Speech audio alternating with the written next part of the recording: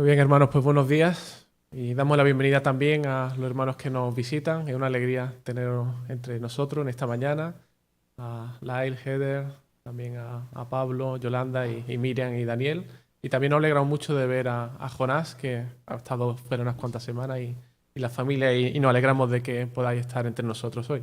Y bueno, también mi sobrina Irene y Clara, que están visitando, están con nosotros. Muy contentos de que estéis aquí. Así que vamos ahora a la palabra del Señor y vamos a mantener abierta nuestra Biblia por este pasaje del Evangelio de Marcos, capítulo 12 y en el versículo 18. Pero antes vamos a orar al Señor para pedirle que Él me dé sabiduría. Señor, venimos en esta mañana con el deseo de escuchar tu voz y esa es mi petición en esta mañana, Señor, que no sea mi palabra, que no sean palabras de hombres, quita toda torpeza y, Señor, que pueda proclamar con fidelidad tu palabra. Háblanos a través de ella a nuestros corazones, edifica tu iglesia, repréndenos, exhórtanos, enséñanos, Señor. Queremos crecer más en fe y queremos crecer más conforme a la imagen de Jesús. Te lo pedimos en su nombre. Amén. Esta mañana vamos a continuar en el Evangelio de Marcos. Sabéis que llevamos ya tiempo haciendo una serie en este Evangelio. Creo que llevo ya 4 años y pico y voy todavía por el capítulo 12, pero bueno, voy poquito a poco.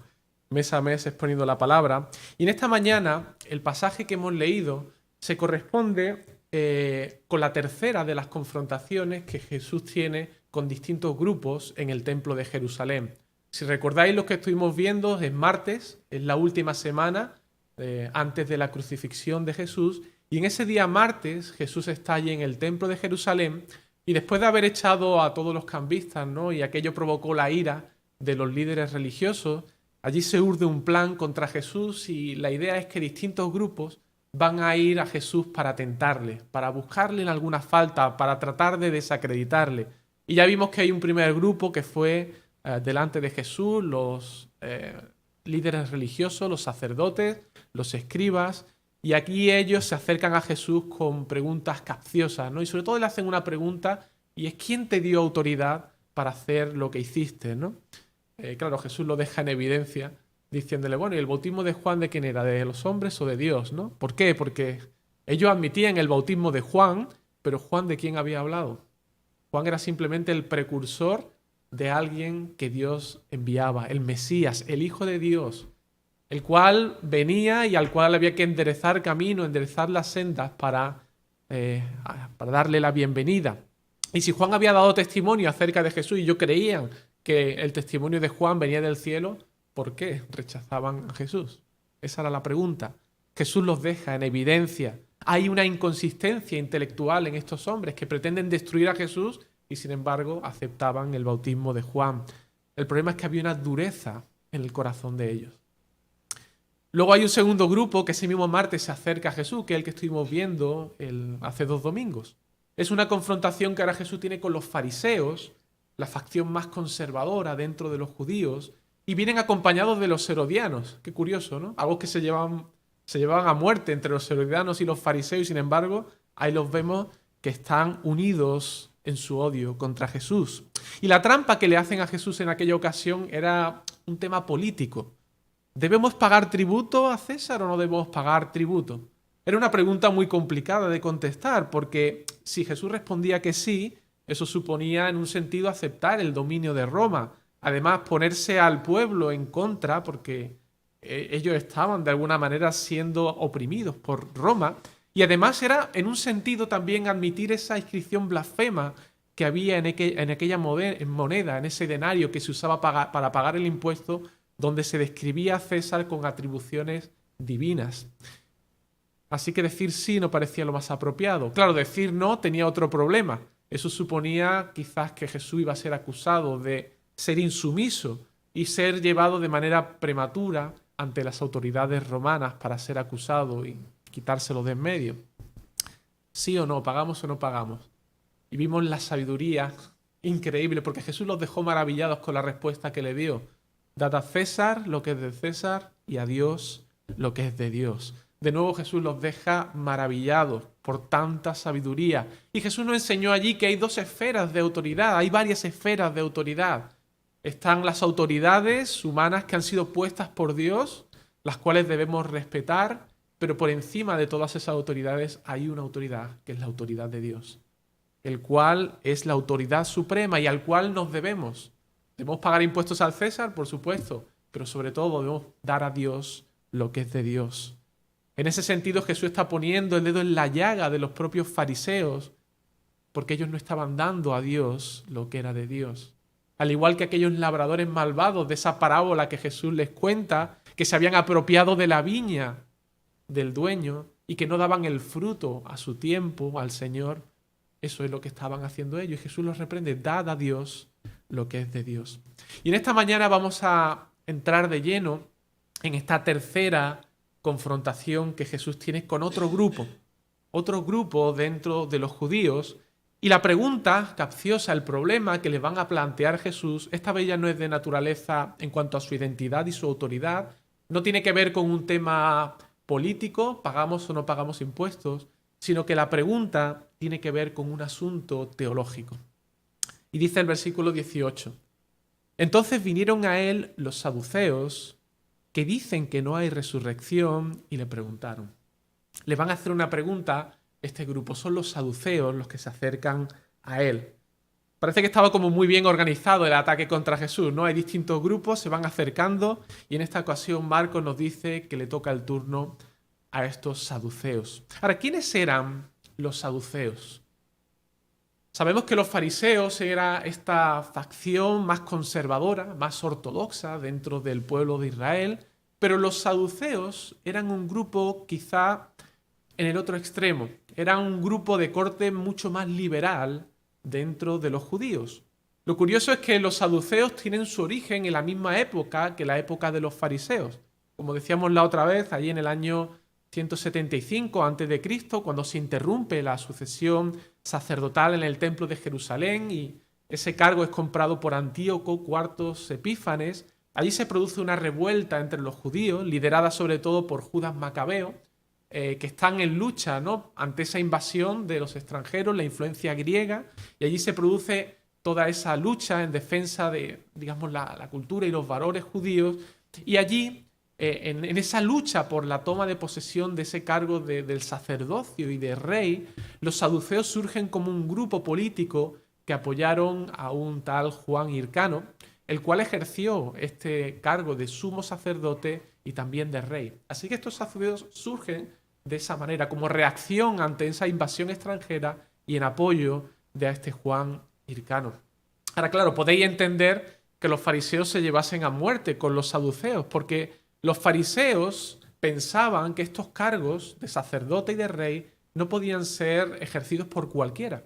Lógicamente, el sacerdocio únicamente podía ser, conforme a lo que el Antiguo Testamento nos enseñaba, ¿no?, que solamente un descendiente de Aarón podía ejercer ese cargo de sumo sacerdocio y de igual manera solamente un descendiente de la línea de David podía tomar el cargo y esa posición de rey.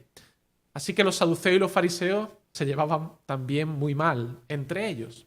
Este grupo de los saduceos no era tan grande como el de los fariseos, era un grupo pequeño, un grupo muy selecto y sobre todo eran personas que ocupaban altos cargos en la sociedad. Era en su mayoría gente de clase alta, gente adinerada, gente que tenía gran influencia, gente que tenía poder dentro del pueblo. Sobre todo, ¿sabéis por qué? Porque ellos eran, al igual que los herodianos, colaboracionistas con el poder extranjero. Ellos se llevaban bien con Roma, ya fueran griegos o romanos, ellos se adaptaban sin mucha resistencia y de alguna manera eran influidos por las modas y por la cultura de ese pueblo extranjero que generalmente oprimía al pueblo de Israel.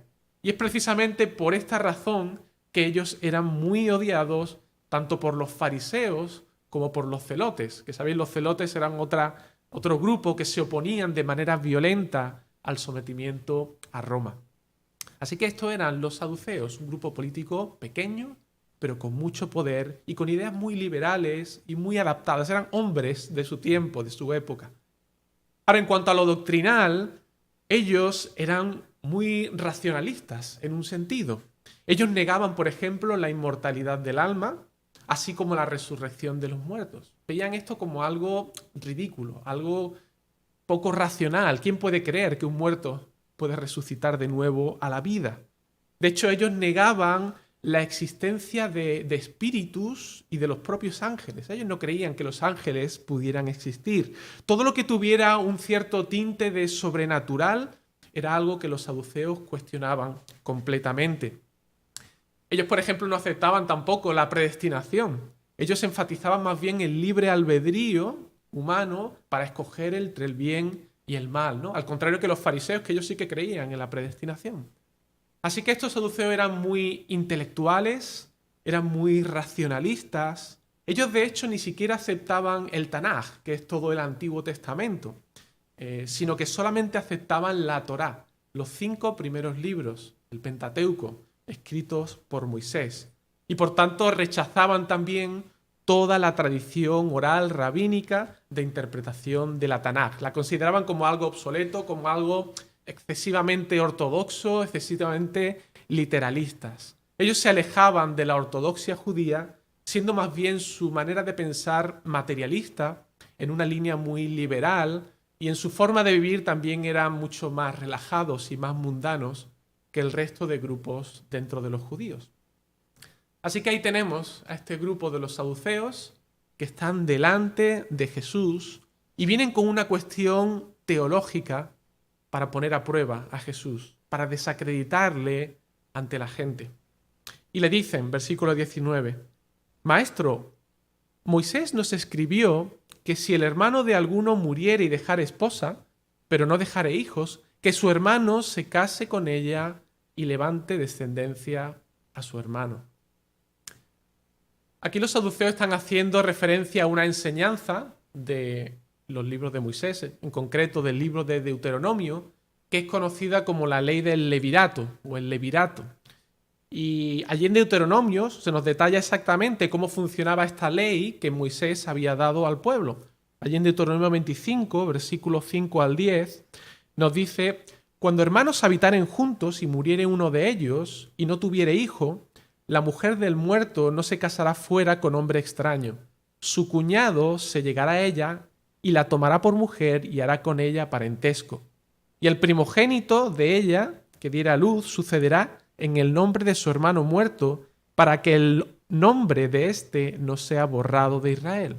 Y si el hombre no quisiere tomar a su cuñada, irá entonces su cuñada a la puerta, a los ancianos, y dirá: mi cuñado no quiere suscitar nombre en Israel a su hermano, no quiere emparentar conmigo.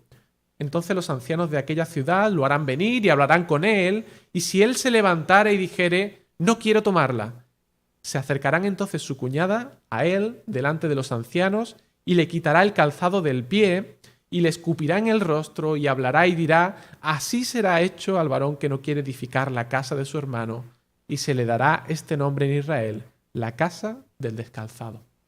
Esta es la ley que Moisés había dado, y esta es la ley que le están presentando estos saduceos delante de Jesús. Curioso que nos recuerda un poco a la historia de Ruth, ¿verdad? Toda esta ley que encontramos en Deuteronomio, aunque el caso de Ruth y Booz no deberíamos considerarlo un matrimonio por levirato, ya que ella se desposa por un pariente cercano. No es exactamente que Booz fuese hermano del difunto marido de Ruth, ¿no?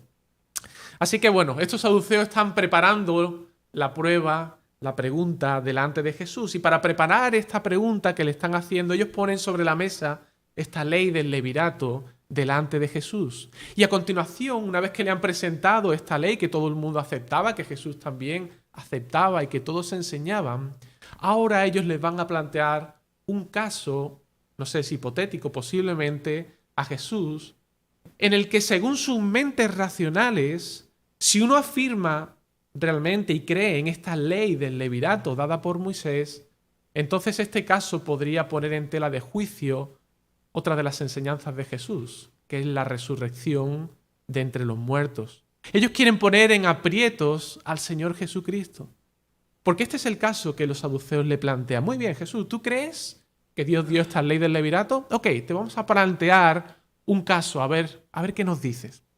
Y fijaos, la historia que le plantean dice lo siguiente, versículo 20. Hubo 7 hermanos. El primero tomó esposa y murió sin dejar descendencia. Según la ley del levirato, si tiene un segundo hermano, como es el caso, el segundo se casa con ella, pero el segundo se muere. Y según la ley del levirato, pues como no ha dejado descendencia, el tercer hermano debe casarse con esta mujer. Y así, hasta 7 de los hermanos se casan con esta mujer, no dejan descendencia, todos mueren y finalmente muere también la mujer. Este es el caso que le están planteando los saduceos a Jesús. Yo no sé si esto es una historia real que ocurrió en el pueblo de Israel como un caso. Yo me inclino a pensar más bien que estos saduceos están planteando un caso hipotético extremo para poner en evidencia a Jesús y poner en evidencia lo ridículo que resulta pensar que hay resurrección de los muertos. Porque yo creo que si esto fuese una historia real, no sé, a mí me daría miedo acercarme a esta mujer. 7 hombres que se han casado con ella y los 7 han muerto y en poco tiempo, no sé, es un caso digno de estudio. Alguien tendría que investigarlo, ¿no? Pero fijaos, le han planteado este caso hipotético delante de Jesús.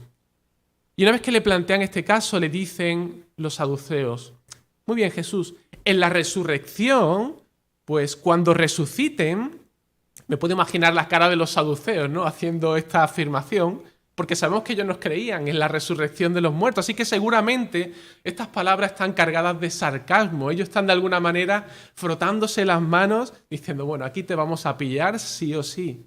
Están viendo ya que Jesús va a quedar en ridículo delante de la gente, van a poder desacreditarlo.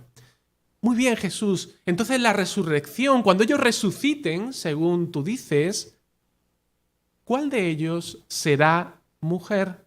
Ya que los 7 la tuvieron por mujer, ¿cuál de ellos será mujer, será marido de esta mujer? Esa es la pregunta que le hacen los saduceos. ¿El primer hermano? ¿El segundo? ¿El cuarto? ¿Cuál de ellos cuando resuciten de los muertos será su mujer? ¿Qué lío se va a montar? En otras palabras, Jesús, tú dices ser el Hijo de Dios. Tú has hablado de dar vida, de perdonar pecados. Has hablado del resucitar de entre los muertos a todo aquel que cree en ti. Pero nosotros no creemos que tú vengas de parte de Dios. Porque tu doctrina es ridícula. No tiene ningún sentido para nosotros. Eso de la resurrección, ¿quién se lo va a creer? Eso no nos entra en la cabeza, es absurdo. Tú no puedes ser el Hijo de Dios porque tú eres un falso maestro. A ver, dime, ¿de quién va a ser entonces marido de esta mujer si los 7 se casaron con ellas? Yo estoy convencido de que este mismo planteamiento es algo que ellos han usado en muchas discusiones posiblemente con los fariseos, en sus discusiones teológicas, para tratar de poner en evidencia a los fariseos y dejarlos en ridículo sobre el tema de la resurrección. Pero en esta ocasión no están delante de los fariseos. En esta ocasión ellos están haciendo esta pregunta delante del Rey Jesús, delante del Rey de la gloria, delante de aquel que es sabio sobre todos los sabios. Y me imagino ahora la cara de la gente mirando a Jesús diciendo, ¿ahora qué le vas a decir? ¿Quién puede contestar a esta pregunta? Qué difícil esta pregunta. Porque Jesús ha hablado de la resurrección como un hecho y en muchas ocasiones él incluso ha hablado de su propia resurrección como la base de su doctrina y de su enseñanza. Así que si Jesús no tiene una respuesta bien fundada a esta pregunta, entonces se acabó el ministerio de Jesús. ¿Pero qué le responde el Señor? Y quiero que disfrutéis con la respuesta que el Señor les da a ellos, porque está llena de sabiduría. Dice, entonces respondiendo Jesús les dijo, ¿no erráis por esto? Porque ignoráis las Escrituras y el poder de Dios.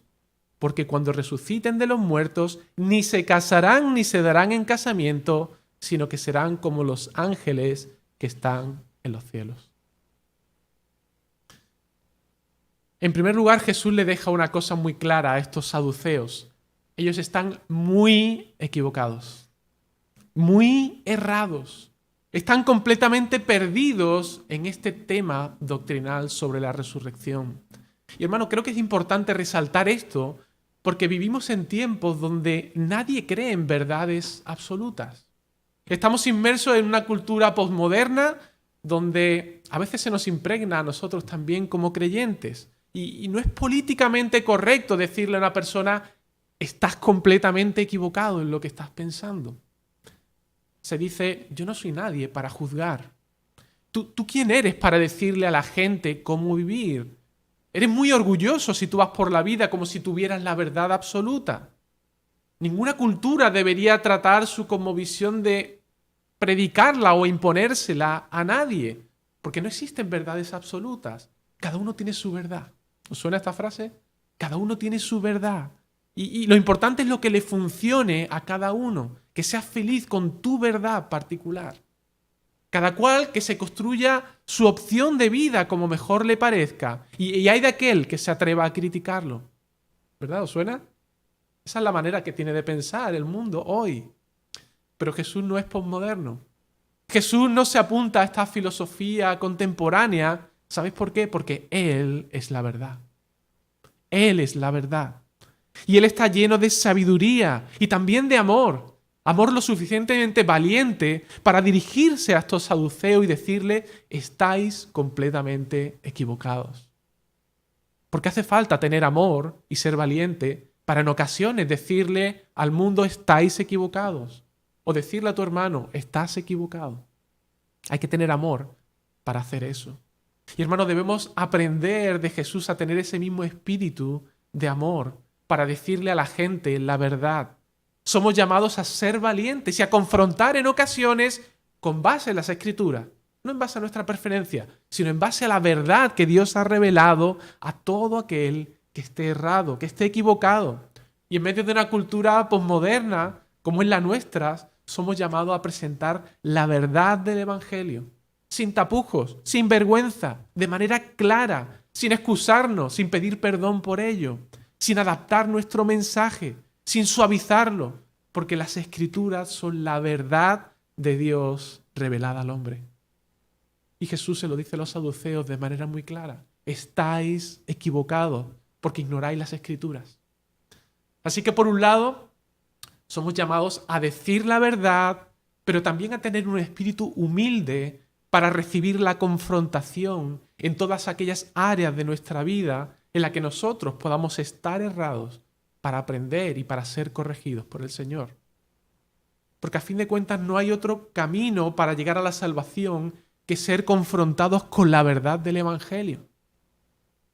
Si nunca has sido confrontado, si la palabra de Dios no te ha mostrado nunca en algún momento de tu vida lo equivocado que estabas y que tenías que dar un giro de 180 grados a tu vida, entonces probablemente no has tenido un encuentro personal con el Señor Jesucristo. Porque el Evangelio, cuando viene a nuestra vida, nos confronta y nos muestra la verdad y nos atrae hacia quien es la verdad, que es Jesús. Ahora lo que Jesús hace es mostrar a los saduceos que ellos están partiendo de una premisa equivocada. Ellos piensan que Jesús enseña que en el siglo venidero, la vida en el siglo venidero va a ser exactamente igual que la vida en el presente siglo. Ellos parten de esta falsa premisa. Pero Jesús ahora va a corregirles y Él va a enseñar algo acerca de cómo va a ser esa vida en el siglo venidero. Y lo que Jesús le dice es que la vida allí en el siglo venidero será una tierra renovada, pero no todo va a ser exactamente igual que en el presente siglo. Es verdad, no habrá pecado, va a ser un mundo perfecto, pero Jesús pone de relieve una verdad importante y es que no todas las instituciones que hay en el presente siglo van a existir en el siglo venidero. Hay algunas instituciones que van a desaparecer. Y el matrimonio, tal como lo conocemos en este presente siglo entre un hombre y una mujer, es una institución que no existirá en el cielo. Veo a algunos casados aquí sonriendo diciendo bien, menos mal.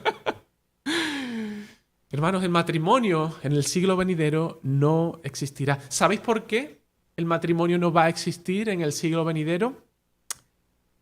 Porque el matrimonio, tal como nos enseña también Pablo hablando en Efesios capítulo 5, es solamente un tipo, es una sombra, es una imagen, es una institución que representa y apunta a otra realidad. ¿A qué realidad? A un matrimonio que se va a consumar en el cielo. Allá en el cielo solamente habrá un matrimonio en mayúsculas, que es el matrimonio entre Cristo y su iglesia. A eso es lo que apunta el matrimonio del presente siglo malo. Así que una vez que tenga lugar y se produzca la realidad de Cristo y la iglesia unidos de manera plena en ese matrimonio, unidos en las bodas del Cordero, como nos dice Apocalipsis, ya dejará de tener sentido la sombra. Ya no habrá más matrimonios allí. Porque entre otras cosas, como Jesús nos confirma, seremos como los ángeles que están en los cielos. Ahora, ¿qué significa exactamente eso de que seremos como los ángeles que están en los cielos? ¿Que seremos espíritu? No. Jesús con su cuerpo glorificado nos muestra que tendremos un cuerpo como el suyo, con sus manos, con sus pies, nuestros 5 deditos, que podremos tocar cosas materiales, que podremos correr, comer, jugar, hablar. Entonces, ¿qué significa que seremos como los ángeles del cielo? ¿Que tendremos alitas para volar allí? ¿Que cantaremos con un arpa en nuestras manos? ¿En qué sentido seremos como los ángeles? ¿A qué se refiere exactamente Jesús con esto? Pues fijaos, el Evangelio de Lucas, en el pasaje paralelo, nos da el detalle y nos aclara lo que significa. Dice Jesús allí, respondiendo a la misma pregunta, dice: «Mas los que fueren tenidos por dignos de alcanzar aquel siglo y la resurrección de entre los muertos, ni se casan ni se dan en casamiento, porque no pueden ya más morir, pues son iguales a los ángeles y son hijos de Dios al ser hijos de la resurrección». Seremos como los ángeles en el sentido de que seremos inmortales. No habrá más muerte. En el siglo venidero nuestro cuerpo no se va a envejecer. No habrá enfermedades, no habrá cáncer, no habrá heridas mortales, no habrá lumbago, no habrá rodillas desgastadas, no habrá artritis, no lloraremos la muerte de nadie, no habrá entierro, no tendremos que ir a ningún velatorio, porque toda vanidad quedará atrás y se dará paso a una plenitud de vida inimaginable por nosotros ahora. Así será el siglo venidero. No habrá más nacimientos, no habrá bebés, no habrá muertes, por lo tanto no será necesaria la función reproductora tal y como es necesaria aquí y ahora en el seno del matrimonio. El pueblo de Dios estará formado por un número concreto de personas, un número completo de los redimidos. ¿Recordáis Apocalipsis, esa figura, esa imagen? 144.000. Son los creyentes del Antiguo y del Nuevo Testamento, un número completo y definido, que son los que estarán morando en la presencia del Señor para siempre. Ninguno de ellos va a faltar. Ese número será fijo eternamente porque ninguno morirá. Ninguno faltará, ninguno se perderá, ninguno se morirá. Todos estaremos allí disfrutando del Señor por toda la eternidad. Amén. Así que si esto es así, ya no será necesario el matrimonio, ni la familia, ni la natalidad. Eso es lo que está diciendo el Señor cuando Él está afirmando, porque cuando resuciten los muertos, ni se casarán ni se darán en casamiento. Ya no tendrá sentido el matrimonio, sino que serán como los ángeles que están en los cielos. Así que, hermano, el matrimonio tiene fecha de caducidad, porque en el cielo solamente habrá un matrimonio, una boda, las bodas del Cordero y un convite, una fiesta en la que todos los creyentes estaremos invitados a participar y que durará para siempre, para siempre. Así que Jesús les ha dejado claro a los saduceos que están muy equivocados en su manera de pensar. Pero hermano, no los deja allí, no los deja simplemente diciendo estáis equivocados. Jesús les va a explicar cuál es la causa de su ceguera. El desvarío de estos saduceos viene provocado por dos asuntos, dos temas clave. Jesús le dice: ¿no erráis por esto porque ignoráis las Escrituras? Ignoráis el poder de Dios. Ignora las Escrituras. No tenéis ni idea de lo que Dios ha revelado. Tomáis una parte de la Biblia, pero otra la desecháis. Ignoráis el poder de Dios, no tenéis ni idea de todo lo que es capaz de hacer Dios. No conocéis la verdad de Dios, ni tampoco conocéis la potencia, lo que es capaz de hacer Dios. Lo que Jesús le está diciendo es que esta religión de los saduceos, que es una religión materialista, racionalista, el Dios que ellos se han construido es un Dios minúsculo, es un Dios sin poder, es un Dios construido simplemente sobre sus argumentos limitados por sus estrechas mentes. Es un Dios tan pequeño como pequeñas y delimitadas son sus mentes. Ellos han encerrado al Dios en un esquema teológico que ellos mismos han fabricado. Y cuando Jesús le dice que ignoran las Escrituras, le está poniendo de manifiesto que las Escrituras, y se está refiriendo al Antiguo Testamento, habían hablado de manera clarísima sobre el tema de la resurrección.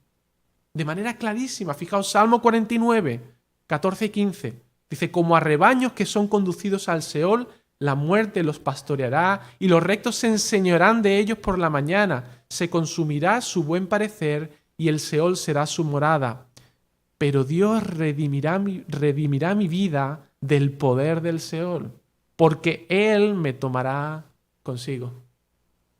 El salmista creía en la resurrección, ha hablado claramente de ellas. Isaías 26, 19, tus muertos vivirán, sus cadáveres resucitarán, despertad y cantad, moradores del polvo, porque tu rocío es cual rocío de hortalizas y la tierra dará a sus muertos. Isaías creía en la resurrección. Daniel 12:2, y muchos de los que duermen en el polvo de la tierra serán despertados, unos para vida eterna y otros para vergüenza y confusión perpetua. Daniel creía en la resurrección. Oseas 13:14, de la mano del Seol los redimiré, los libraré de la muerte. Oh muerte, yo seré tu muerte y seré tu destrucción. Oh Seol, la compasión será escondida de mi vista. Oseas creía en la resurrección. Son unos cuantos ejemplos, pero hay muchísimos más. Las Escrituras hablan de la resurrección de los muertos, pero los saduceos no conocían bien las Escrituras, las ignoraban. Su corazón estaba cegado por su propio orgullo racional. No solo negaban la verdad de las Escrituras, sino que su Dios estaba embutido y limitado por sus propias mentes estrechas. Su Dios era un Dios ridículo. Y hermanos, ese no es el Dios de la Biblia. Ese no es el Dios que se ha revelado en las Escrituras. Hermanos, hay muchos cristianos hoy en día que no están tan lejos de la mentalidad de los saduceos.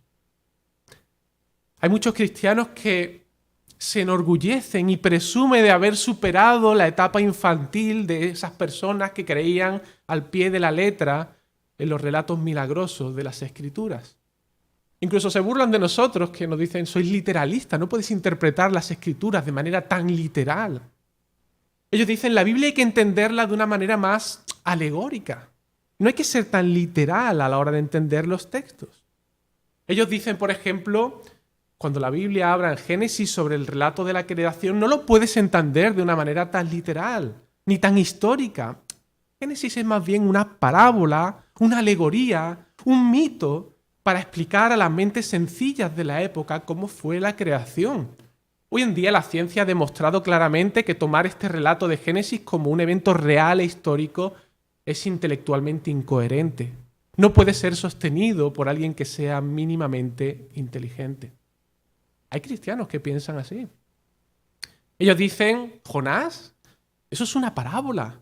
Lo importante del libro de Jonás no son los sucesos históricos que ocurren, sino entender la enseñanza simplemente que encierra el pensamiento teológico que hay detrás de la historia. Pero entender literalmente que un hombre se lo tragase un pez, eso no hay quien se lo crea. Hermanos, el mensaje teológico de las Escrituras es importante, la enseñanza que hay detrás de estos pasajes es importante, pero esa enseñanza está entretejida en la verdad de un evento histórico real. Dios ha escrito en la historia las verdades que Él nos ha revelado. Hay muchos que piensan lo del diluvio universal. Bueno, ¿quién se puede creer eso del diluvio? ¿Cómo os podéis creer eso de Adán y Eva, del diluvio, de Noé?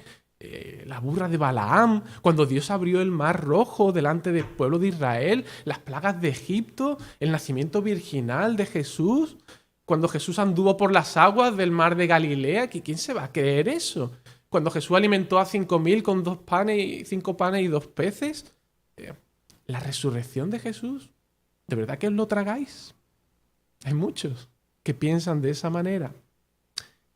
¿Sabéis lo que Jesús le dice a estas personas? Erráis. Estáis completamente equivocados.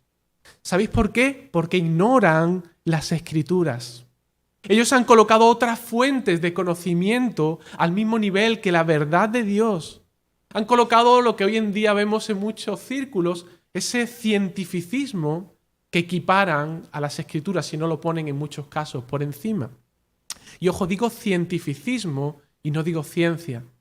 Porque creo que ningún creyente consistente pueda tener algún problema con practicar y promover la ciencia.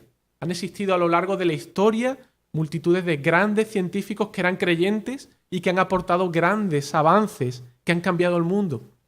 Isaac Newton, creyente, quien estableció las bases de la mecánica clásica que revolucionaron la física de su tiempo. Blaise Pascal, pensador, filósofo, matemático, inventor que creó la prensa hidráulica, que refinó el barómetro de Torricelli, que inventó el reloj de pulsera que muchos llevamos hoy en día. Max Planck, el padre de la mecánica cuántica que ha revolucionado la física en el siglo XX. Heisenberg, Buzz Aldrin, creyente también, científico y astronauta, que fue la segunda persona que pisó la Luna. Francis Collins, más recientemente, científico que ha trabajado en el proyecto Genoma Humano. Hermanos, hay creyentes que trabajan en ciencia y no hay ninguna incompatibilidad.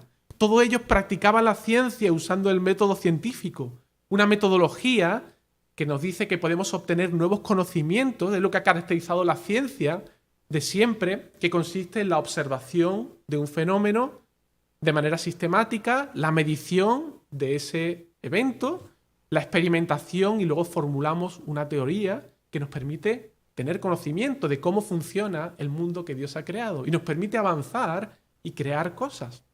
Eso es ciencia. No hay ningún creyente que pueda estar en desacuerdo con eso. Pero el problema que yo veo es este cientificismo que muchas veces se ha colado incluso dentro de las iglesias. Esa ideología que dice que los métodos inductivos de las ciencias naturales son la única fuente de conocimiento genuino.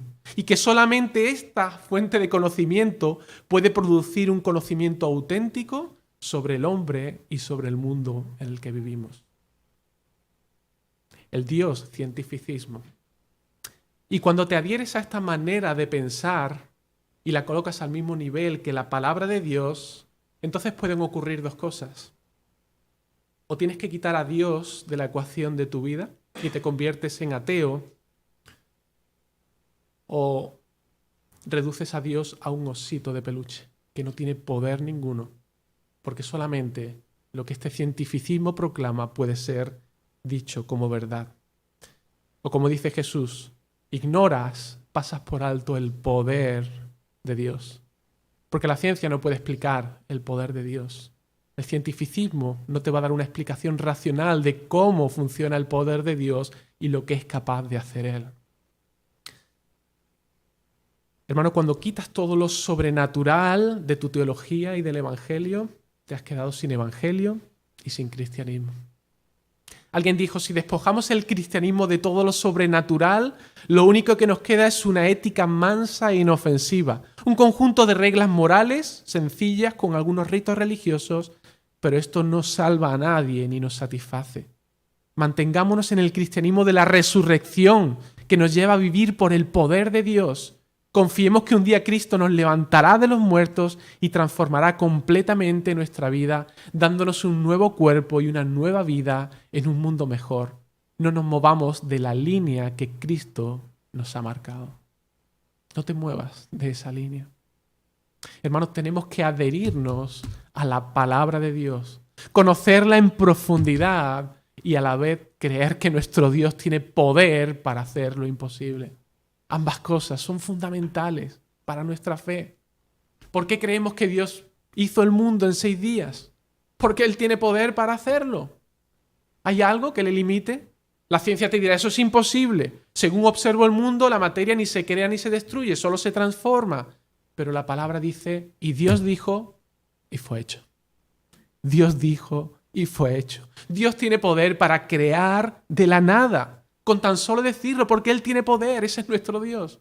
Él tiene poder para hacer lo que quiera. ¿Por qué creemos que Dios abrió el Mar Rojo en dos para que Israel pasase por tierra seca? Porque Él tiene poder para hacerlo. Porque Él creó los mares. Él tiene poder para hacerlos levantar, secar, destruir, lo que Él quiera. ¿Por qué creemos que cayó fuego cuando Elías oró a Dios? Porque Dios tiene poder. ¿Por qué Jesús curó enfermos, ciegos, cojos, paralíticos, leprosos, resucitó a muertos? Porque Él tiene poder.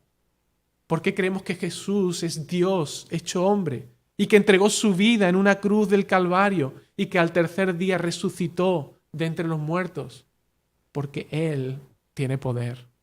Y Él ha dicho que todo aquel que crea en Él, Él le resucitará en el día postrero. Hermanos, si no creyésemos en el poder de Dios y en la resurrección de Jesús, entonces estarías perdiendo el tiempo esta mañana aquí. Porque como Pablo dice, hablando a los corintios, que decían que la resurrección no existía, dice, porque si no hay resurrección de los muertos, tampoco Cristo entonces, según vosotros, resucitó. Y si Cristo no resucitó, vana es entonces nuestra predicación y vana es también nuestra fe. Si tú no crees que Jesús resucitó, pierdes el tiempo en esta mañana aquí. Terminamos como termina la historia de nuestro pasaje. Una historia que termina con un acto también de bondad de parte del Señor, de bondad y de paciencia con los saduceos, porque Él le sigue dando una explicación adicional. Jesús le va a demostrar con la propia Escritura que la resurrección es verdad. Y fijaos, dice en el versículo 26, pero respecto a que los muertos resucitan, ¿no habéis leído en el libro de Moisés cómo le habló Dios en la zarza diciendo, yo soy el Dios de Abraham, el Dios de Isaac y el Dios de Jacob? Dios no es Dios de muertos, sino Dios de vivos, así que vosotros mucho erráis. Hemos dicho al principio que los saduceos no creían en todo el Antiguo Testamento, ¿verdad? Solamente creían en la Torá. Fijaos con qué sabiduría el Señor y con qué paciencia los dirige a demostrarle con la propia Escritura que ellos afirman creer en el libro de Éxodo, la demostración de la resurrección. Le lleva a Éxodo capítulo 3, ese pasaje donde nos habla del encuentro que Moisés tiene con Dios. Allí en esa zarza ardiendo. Es curioso, una zarza que además ardía pero no se consumía. Otro milagro, ¿verdad? Justamente les lleva a los saduceos a que en la escritura que ellos creían pudieran leer algo que racionalmente no se puede explicar. ¿Cómo puede una zarza arder y no consumirse? ¿Qué explicación racional tienes para ese evento? A ese punto les lleva a Jesús. Y fijaos, ¿qué ocurre ahí? Dios tiene una conversación con con Moisés, y le dice a Moisés, Dios, yo soy el Dios de Abraham, el Dios de Isaac y el Dios de Jacob. Fijaos que Dios no le dice a Moisés, yo fui el Dios de Abraham. Dice, yo soy el Dios de Abraham, Isaac y Jacob, en tiempo presente. Habían pasado más de 400 años desde que Abraham, Isaac y Jacob habían muerto. Y sin embargo, Dios habla a Moisés y le dice, yo sigo siendo el Dios de Abraham, de Isaac y de Jacob. ¿Sabéis lo que implica esto? Que tanto Abraham como Isaac y Jacob estaban vivos en la presencia de Dios cuando Dios habla con Moisés. Cuando Dios habló con Moisés, Dios seguía siendo el Dios de Abraham, Isaac y Jacob. Dios no es Dios de muertos, sino Dios de vivos. Y hermanos, este es el Dios en el que nosotros confiamos y creemos. Este es el Dios del que nos habla la Biblia. Un Dios todopoderoso y un Dios que promete vida eterna a todo aquel que reconoce su pecado, que se arrepiente de él y que se acerca a él por medio de la fe en el Señor Jesucristo. Jesucristo, aquel enviado por el Padre, aquel al que muchos trataron de desacreditar, de ponerle a prueba, de dejar en ridículo, de hacerle caer, pero que vemos el testimonio de los evangelios fue irreprensible.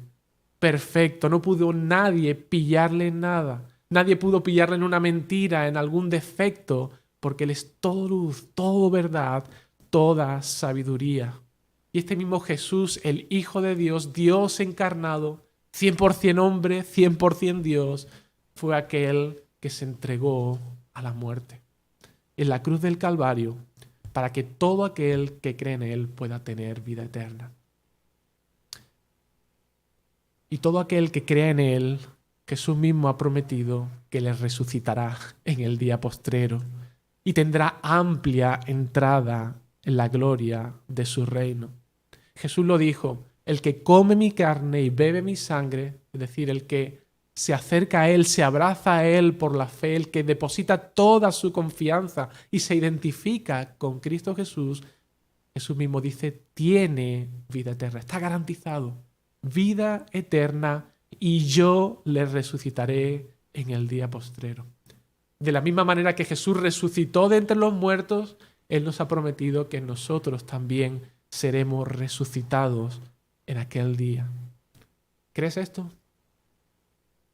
¿Te has acercado a Él? Si no lo has hecho, yo te invito a que lo hagas en esta mañana. Hoy es día de salvación. Aún es tiempo para acercarse al Señor, tener un encuentro personal con Él. Si aún no le conoces, si aún no has sido confrontado por la verdad del Evangelio, acércate a Él. Pídele que cambie tu corazón, que abra si estás ciego, que resuelva tus dudas, pero acércate a Él, porque Él es el único que puede darte vida eterna. El único. Vamos a orar.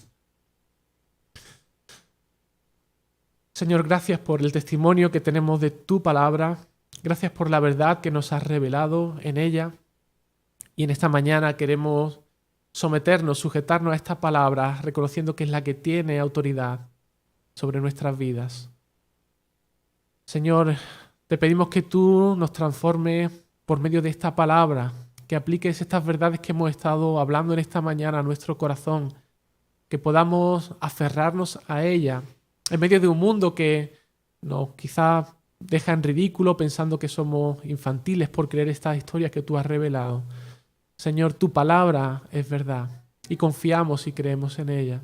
Y también te pido en esta mañana que si hay alguien que realmente no ha depositado tu confianza en este testimonio, en la verdad del Evangelio, Señor, que obre en su corazón para que se pueda rendir ante Jesucristo, el único que puede dar vida, el cual es la verdad, el camino y la vida.